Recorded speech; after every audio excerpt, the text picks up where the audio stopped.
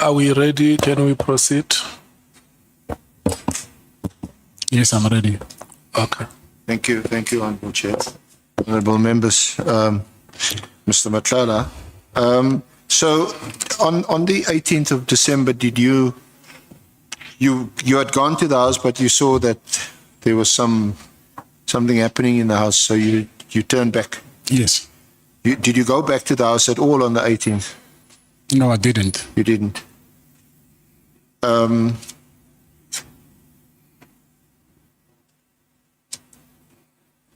Now, you also shared with us your wife's experiences. It's on page 9, paragraph 28.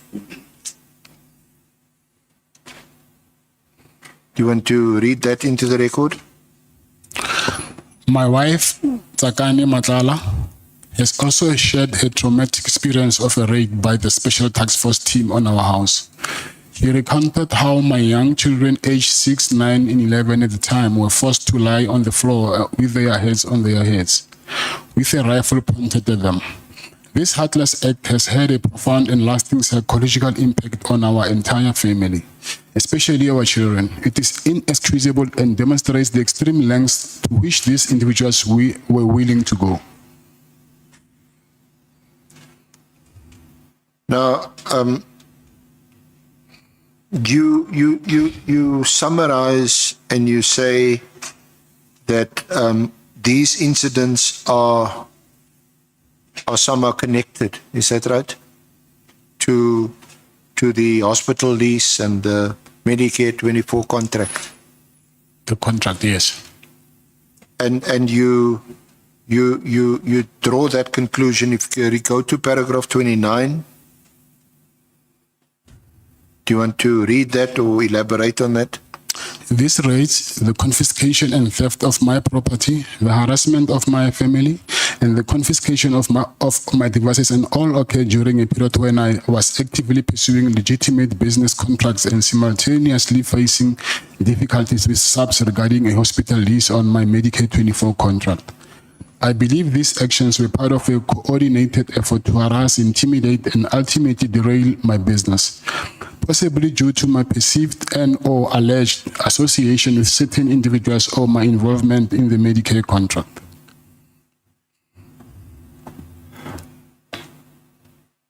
So do you want to elaborate on that? Oh, yes. But I think it will be more clear if I can maybe explain what happened to my meeting in Beverly Hills, so I can go back to this, because I see these things are not in a sequence. So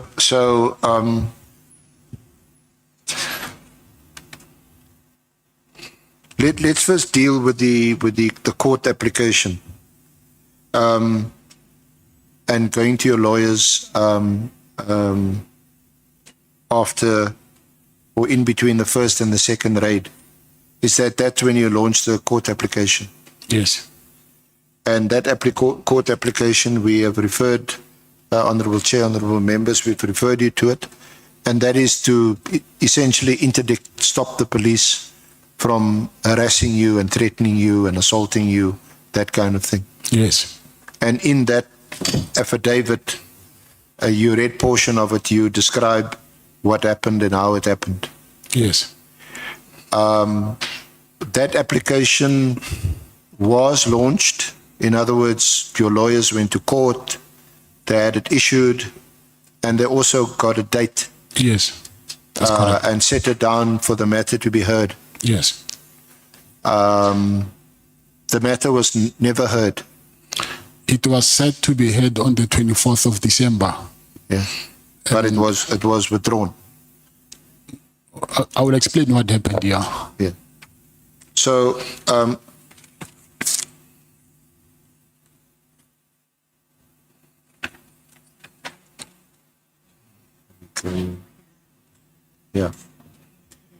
yeah. So and we want to get to why that was the case, or certainly why you say the application was then withdrawn.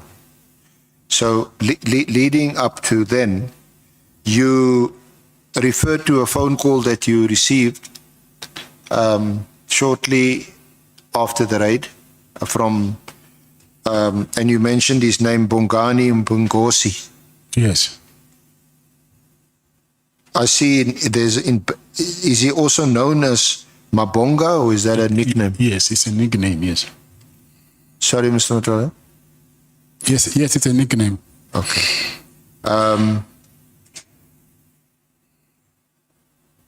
And that was also in December. Was it after the second raid or after the first, or in between? The phone call. The phone call after the second raid. After the second raid. Yes. So that was after the 18th of December.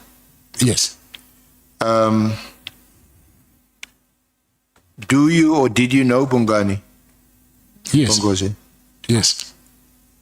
Sorry? Yes. How did you know him? I knew him. How did you know him? I knew him because he was friends with a friend of mine from KZN. Okay. Was he connected to the late Msisi at that? No. Because they were also in the taxi business. He was not in a taxi. I knew him, but he was not my friend. He was someone, I think he was into security as well, not taxi. Okay. And wasn't his father a big taxi? His father, not him, yes. Yes. Yeah. Because that's how former Minister Cele knows him. His father was in the taxi business. Okay, yes, that's what I also learned from Mr. Cele's affidavit, but I didn't know about that before. So he's also phoning you and telling you he's heard what happened. Yes. And he asked you to go to Durban. Yes. Why? He said there is someone that he knows that he thinks he can help me regarding this problem of harassment. Okay. Did he mention a name? Yes. Or did he just... Yes. Whose name did he mention? The former Minister Bheki Cele. So he told you to come to Durban and to meet with former Minister Bheki Cele. Yes. And why would it be necessary for you to meet with former Minister Cele? Because he said he will help me to tell these people to stop harassing me. So you're getting offers from help all over the place? Come again? You're getting offers of help all over the place after the raids? Yeah, I will say so.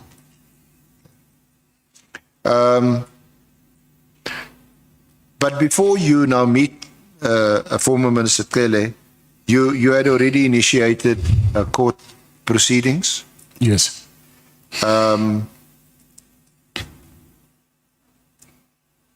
So when do you meet him and where do you meet him? I met him on the 23rd of December. It was in Durban at the Beverly Hills Hotel. Okay. Is that the first time you meet him? Mr. Bheki Cele? Yeah. Yes. You didn't know him before then, other than being previous Minister of Police? No, I just knew him as being the previous police minister. Yeah. Okay.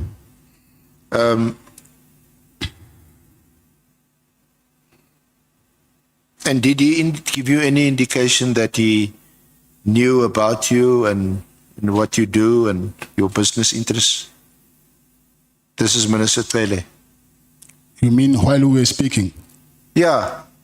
Did he say, oh no, I know you, I read about you, I heard about you? Yeah, actually, he knew about my problem and when I was explaining it to him. But he didn't, I think he didn't know the face maybe, but the name and what was happening, he knew about it. Okay. So when you met him, was it your impression or clear impression that he knew about these raids on your property? No, he told me when I was explaining him my problem. He was aware of it. He was aware of it, okay. And then you say at paragraph 37 in the last line that Minister Cele then requested you to withdraw the court proceedings. and you describe it here as a gesture of goodwill, and he assured you that he would assist. Yes. You confirm that what he said? Yes, he said to me before he will talk to his people to stop harassing me, I must withdraw this court interdict. And then it was the night before the matter was supposed to sit in court. Then I called my then lawyer. I gave him those instructions that he must just cancel everything. Then I've cancelled everything. And then he took a phone in front of me. Then he said to me that he's calling Lt General Kumalo. Then he called him while I was with him. And then he told him that, listen, this guy, he just got between Zulu, but he's not a threat to us in any way whatsoever. But obviously, I couldn't hear on the other end what Mr. Kumalo was saying to him. But after the call, he said to me, it's okay, when you go back to Pretoria, you can go to the police station and fetch your firearms. And indeed, when I went back to Pretoria, I went to the police station and they gave back my firearms. Okay. And the person that he called, when he was in your presence and you could hear? I couldn't hear the other, I could only hear him talking. You could hear him? Yes. But are you sure that he called Lieutenant General Dumisani Kumalo? That's what he told me. Sorry? That's what he told me. That is what he told you? Come again? Sorry, that's what he told you? Yes. Okay.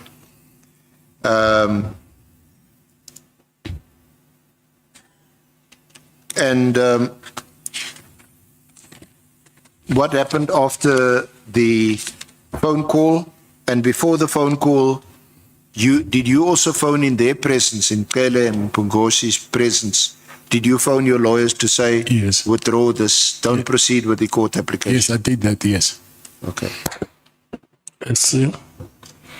So, may we take Honorable James? Yes, we must. Zulu. Thank you, Chair.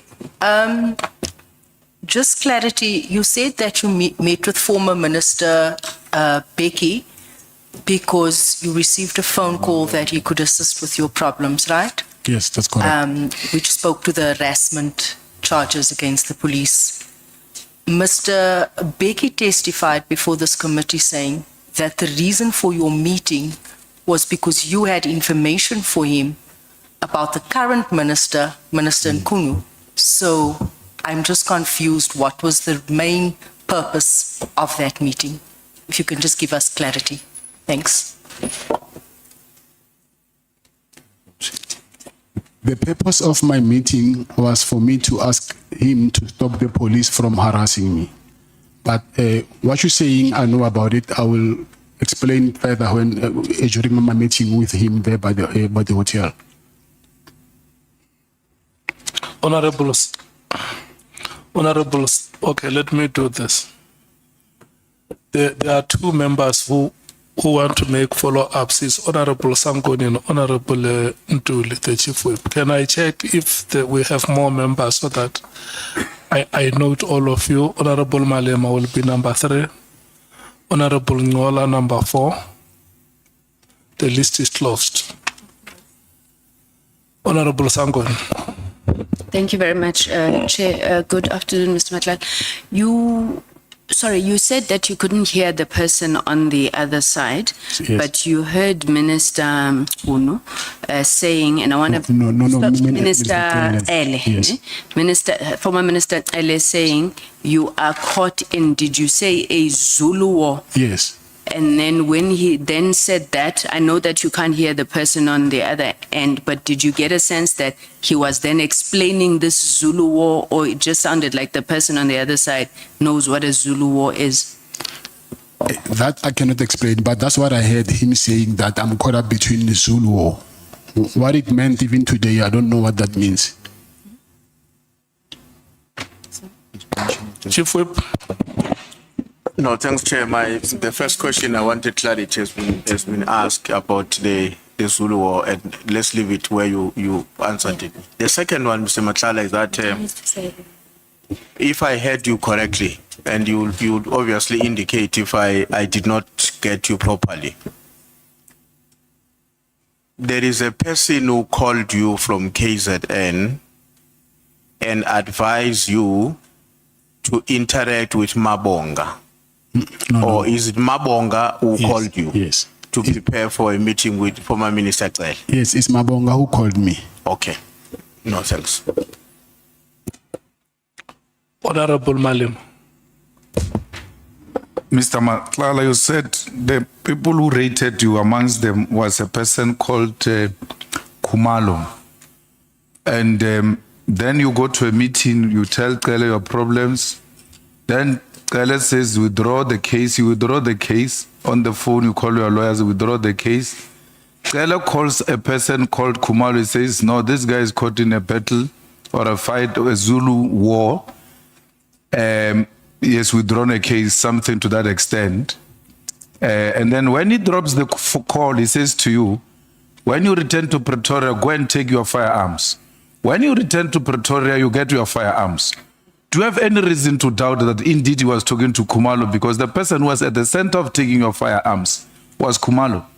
No, I didn't say I had any doubts. No, I'm not saying you said that. I'm saying, do you have any reason to doubt that he was talking to Kumalo? Because the person who came to fetch the guns is Kumalo. Then Kumalo get calls, the guns get returned. I mean, the guns, you go and collect the guns. So when Cele says, I spoke to Kumalo and you get the guns, you have no reason to doubt that Cele was talking to Kumalo? No, I didn't have any reason to doubt at all. Thanks. SC, let's proceed. For what? Oh, yeah. I forgot you, Honorable Ngola. And I see that there are members who are triggered by... Sorry, Chair. I think I need to clarify something to Mr. Malema here. Because the person who came to my house, it was Colonel Kumalo, not Lieutenant General Kumalo. However, Lieutenant General Kumalo, I just learned now that he is the operations manager of this PKTT unit. He's the head of this unit. I just learned now through the affidavit. Yeah. Let's do like this. Before you speak, who else wants to speak? Honorable Mwango wants to speak. Well, there are two things. Thank you. We are starting with Ngola, and then you come after him. Honorable Ngola. Thanks, Chair. I want to check quickly. Was the meeting between you and the former minister on the 23rd of December or on the 18th of March? 23rd. 23rd December. Yes. Oh, okay. What mode of transport did you use to go to Durban? I drove. You drove? Yes. Okay, thank you. Thanks, sir. Allegedly. Allegedly. Oh, allegedly. My people, my people, my people.